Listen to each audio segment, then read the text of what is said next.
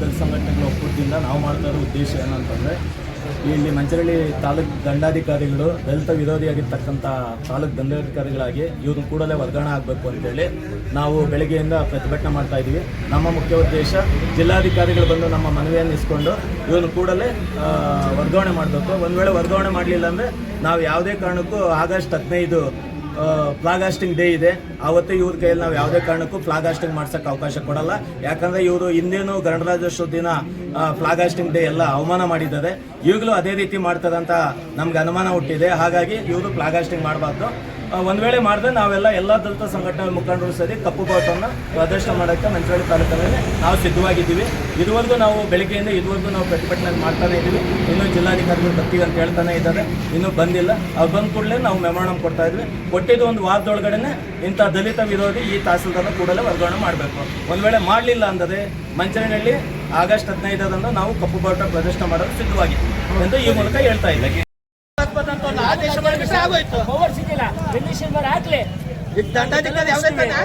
ಅದನ್ನ ಬಿಟ್ಟು ಯಾಕೆ ನಿಮ್ಮಿಂದ ನಮ್ಗೆ ಇಷ್ಟೆಲ್ಲ ಬಂದು ಬೆಳಗ್ಗೆಯಿಂದ ನಮ್ಮ ಮುಖಂಡರುಗಳೆಲ್ಲ ಇಷ್ಟೊಂದು ನಾವು ಆಕ್ರೋಶವಾಗಿ ಮಾಡಿದ್ರು ಕೂಡ ಒಂದು ಚೂರು ಕೂಡ ಅವ್ರ ಕಡೆಯಿಂದ ರೆಸ್ಪೆಕ್ಟ್ ಇಲ್ಲ. ಹಂಗಾಗಿ ನಮ್ಮ ಕೆಲಸಗಳನ್ನು ನೀಡಿ ಏರುವವರೆಗೂ ನಾವು ಯಾವುದೇ ರೀತಿಯೂ ಅವ್ರನ್ನ ನಾವು ಬಿಡೋದಿಲ್ಲ.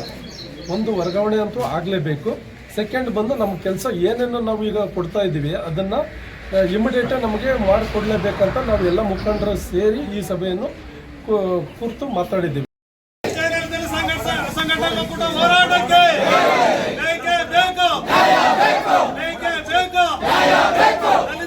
ನಿರ್ಲಕ್ಷಿಸಿರುವ ತಹಸೀಲ್ದಾರ್ಗೆ, ದಲಿತರ ಕೆಲಸಗಳೇನೋ ಮಾಡಿದ ನಿರ್ಲಕ್ಷ್ಯ ಮಾಡ್ತಿರೋ ತಹಸೀಲ್ದಾರ್ಗೆ, ಈ ತರ ಇರ್ತಕ್ಕಂಥ ಆಡಳಿತ ಅಧಿಕಾರಿಯನ್ನ ನಮಗೆ ಈಗ 59 ವರ್ಷ ನಾವು ಸಂಘಟನೆಯಿಂದ ಬೆಳೆದು ಸಂಘಟನೆಯಿಂದ ಹೋರಾಟಗಳು ಮಾಡ್ಕೊಂಡು ಬಂದು ಇದುವರೆಗೂ ಇಲ್ಲಿ ಬಂದಿರ್ತಕ್ಕಂಥ ತಹಸೀಲ್ದಾರ್ ಸಮೇತವಾಗಿ ಯಾರೂ ಈ ತರ ಮಾಡಿಲ್ಲ. ಇದು ನಮ್ಮ ದಲಿತ ಸಂಘಟನೆಗಳ ಒಂದು ಕೂಗಾಗಿದೆ. ಯಾರಿಗಾದ್ರೂ ದಲಿತರಿಗೆ ಯಾವ ದಲಿತ ಸಂಘಟನೆಗಳಿಗೂ ಕೂಡ ಯಾವುದೇ ರೀತಿಯಲ್ಲಿ ಒಂದು ಮಾನ್ಯತೆ ಕೊಡಲ್ಲ, ಗೌರವ ಕೊಡೋದಿಲ್ಲ. ನಾವು ಏನೋ ಒಂದು ಇದು ಅಂತ ಸಂವಿಧಾನವನ್ನೇ ಏನೂ ಗೊತ್ತಿಲ್ಲ.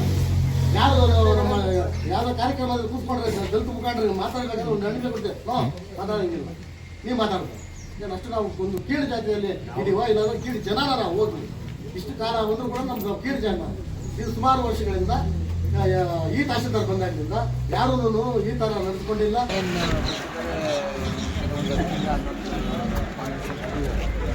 ಎಲ್ಲ ಕೆಲಸಗಳಾಗಿದೆ, ಪರಿಶೀಲನೆ ಮಾಡ್ತೀವಿ. ಅದನ್ನು ಮಾಡೋಕ್ಕಾಗುತ್ತೋ ಅದೆಲ್ಲ ನಮ್ಮ ಒಂದು ಏನು ಇತ್ತಿನ ಕಾನೂನು ಬಿಟ್ಟಿದ್ದು ಅದನ್ನು ಮಾಡ್ತೀವಿ. ಯಾರು ಮಾಡೋಕ್ಕಾಗಲ್ಲ ಮಾಡೋಕ್ಕಾಗಲ್ಲ ಅಂತ ಹೇಳಿ ಅಷ್ಟೇ. ಅದರಲ್ಲಿ ಏನು ಇರೋದು ಈ ಥರ ಹೇಳೋಕ್ಕಾಗಲ್ಲ. ನೋಡೋಣ, ಅದನ್ನು ಫಸ್ಟು ಈಗ ನೋಡಿ ಚರ್ಚೆ ಮಾಡಿ ತಹಸೀಲ್ದಾರ್ ಜೊತೆ ಏನು ಸಮಸ್ಯೆ ಬಗೆಹರಿಸೋಕ್ಕೆ ನಾವು ಆದಷ್ಟು ಪ್ರಯತ್ನ.